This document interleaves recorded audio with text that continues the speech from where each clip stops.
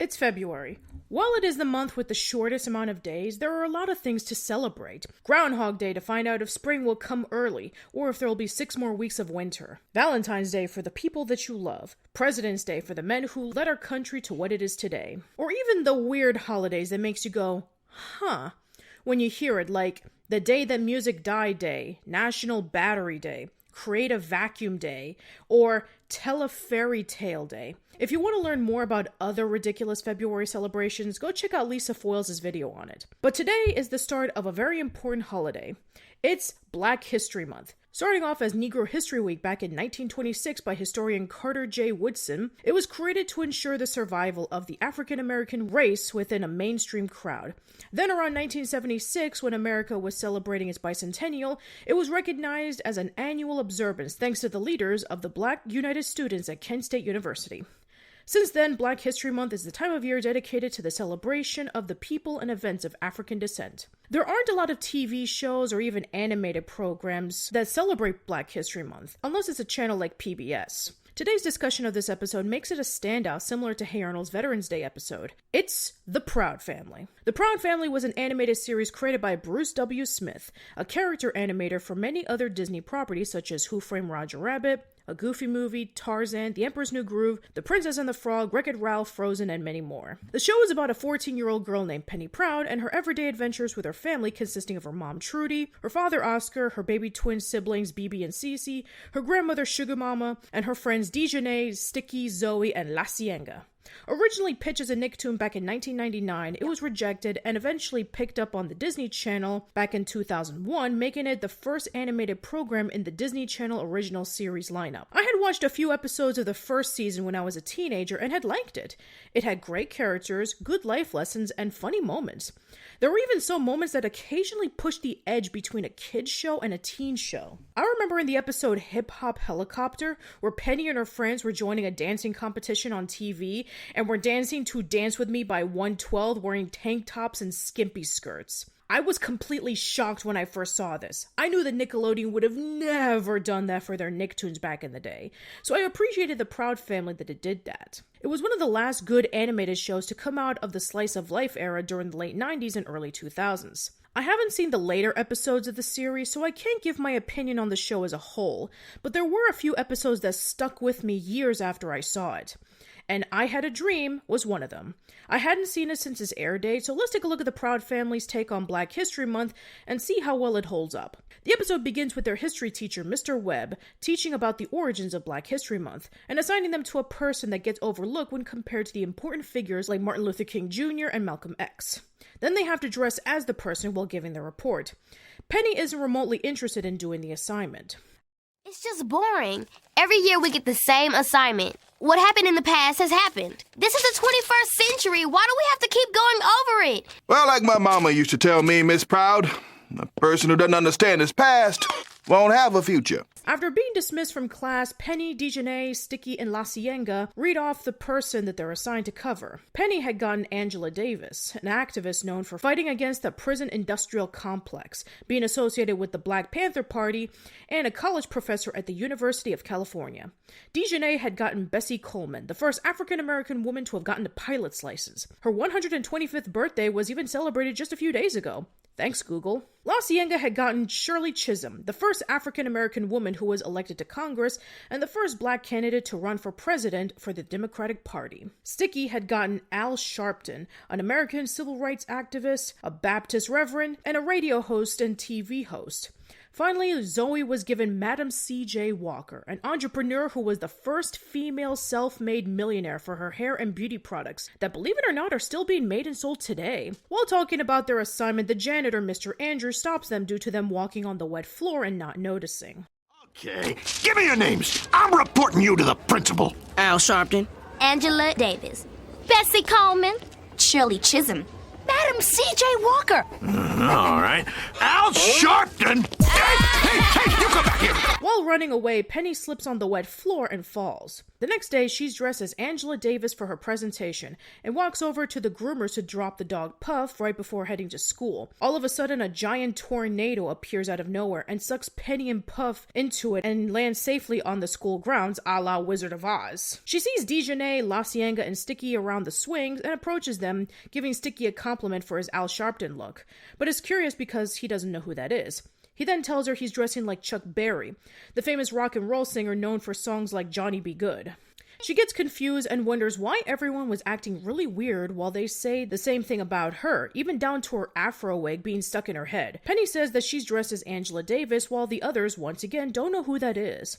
She reminds them of the assignment that Mr. Webb gave to the class, with Dijonay, La Cienga, and Sticky telling Penny that Mr. Webb was the janitor and Mr. Andrew was their history teacher. When Zoe and two other girls are walking to school, Penny rushes to say hi to Zoe while Dijonay warns Penny not to because Zoe is white and Penny is colored. Penny doesn't listen to her and says hi to Zoe again, but she doesn't recognize her. She wonders what's going on and later enters Mr. Andrew's class. When Mr. Andrew asks on why Penny was dressing so strange, she tries to explain that it was for a presentation that Mr. Webb announced. It resulted with the entire classroom laughing. When Miss Proud, there's no such thing as Black History Month or Negro History Month, for that matter. That's not true. Black people have made many contributions to this country as well as the world. Oh, really? Why don't you enlighten us, Miss Proud? Well, Garrett Morgan, a black man, invented the traffic light. Dr. Daniel Hale Williams, another black man, performed the first open-heart surgery. The Secretary of State and advisor to the President of the United States is Colin Powell, a black man.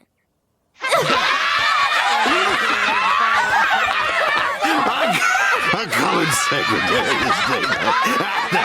When Penny arrives home from school, she sees that things are still looking very strange. When Oscar invents a snack food similar to Pringles chips, she sees the small TV screen with the fuzzy view that Sugar Mama, BB, and Cece are watching, and notices that there's no dishwasher in the kitchen. When Sugar Mama asks Penny about the afro hair, she tells them about dressing up for Black History Month with everyone staring at her. If I didn't know any better, I'd swear it was 1920 or something. No, it's 1955, honey. 1955? Where am I? Meanwhile, Penny is talking to Sticky about her being from the future when she sees Zoe crying because her pet bird is sick. She's my pet. She's sick and I don't know what to do.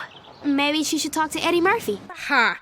Get it? Penny is voiced by Kyla Pratt, and she was in the Dr. Dolittle movies. Wait, there's a third, fourth, and fifth movie? When did that happen? Anyway, continuing on. Penny and Zoe bring the bird to Trudy, with her acting astonished that her daughter is bringing in a complete stranger for her assistant. When Oscar comes in asking Trudy on what color tie he should wear, he's shocked when seeing Zoe with Penny. We even have a scene where Oscar grabs Zoe thinking it was Penny to talk to her, which is very similar to a scene in the movie Blazing Saddles. Penny, can't you see that girl is a what? Wonderful little girl. I've got to talk to you. Come here. Have you gone berserk? Can't you see that man is a nit?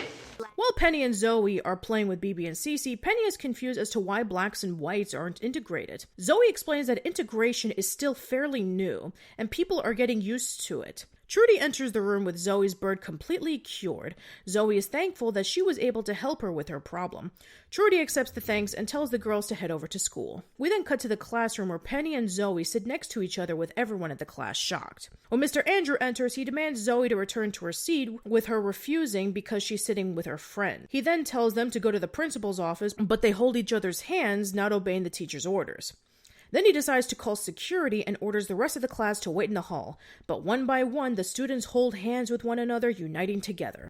Separated by black and white. Separated by black and white. We realize now that that's not right. We realize now that that's not right. When going outside, they see the police arriving and a crowd of people yelling and protesting against integration. Penny yells at them to be quiet and quotes word for word Dr. Martin Luther King Jr.'s "I Had a Dream" speech. 50 years ago, a great American in whose symbolic shadows we stand today signed the Emancipation Proclamation. We will be able to speed up that day when all of God's children, black men and white men, Jews and Gentiles, Protestants and Catholics, will be able to join hands in singing the words of the old Negro spiritual, free at last, thank God Almighty, we are free at last. The crowd cheers, and Puff rushes to Penny, making her fall down on her head, saying, free at last, until finally she woke up at the nurse's office with her family, friends, Mr. Webb, and Mr. Andrew by her side. The episode concludes with Penny learning a valuable lesson about the dream that she had. Mother's right, Mr. Webb. If you don't understand your past, you won't have a future, and I'll never forget it. I love you guys, and I'm just glad to be back. And we're glad you're back too, baby. I really have to give kudos to the Proud family for tackling a subject like racism and segregation for an animated show aimed for kids and teens. Looking back on it, the subject is still relevant 15 years after its debut. Unfortunately, I received some flack when I brought up politics in my Hey Arnold Veterans Day discussion/review video, and while I completely understand that most people are either uncomfortable about the subject, completely disagree with me, or think that I shouldn't even bother bringing it up, I believe it's important that I do talk about it. Even Martin Luther King Jr. once quoted that there's nothing more dangerous in the world than ignorance and stupidity. While the episode focuses on Black History Month and the segregation between white people and African Americans, I believe that the message can apply to any race.